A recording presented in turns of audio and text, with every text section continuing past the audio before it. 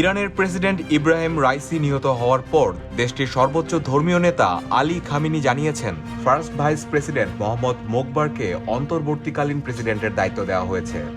কে এই মোহাম্মদ মোকবার?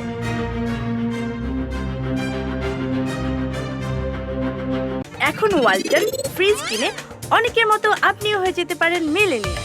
সেরা পণ্যের সেরা অফার, ওয়ালটন মিলেনিয়ার। 2021 সালের অগাস্টে ইরানের প্রেসিডেন্ট হন ইব্রাহিম রাইসি। একই সময়ে ভাইস প্রেসিডেন্ট পদে নিয়োগ পান মোহাম্মদ মোকবার।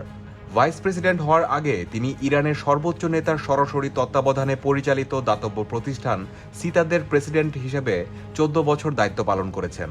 এছাড়াও একসময় ইরানের খুজেস্তান প্রদেশের গভর্নর ছিলেন মোহাম্মদ মোকবার।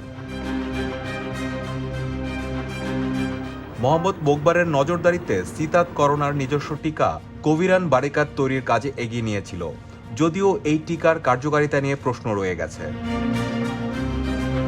ইরানের সংবিধান অনুযায়ী ক্ষমতাসীন প্রেসিডেন্ট মারা গেলে বা কোনো কারণে দায়িত্ব পালনে সক্ষম না হলে পরবর্তী 50 দিনের মধ্যে নতুন নির্বাচনের আয়োজন করতে হবে এবং নতুন প্রেসিডেন্ট বেছে নিতে হবে।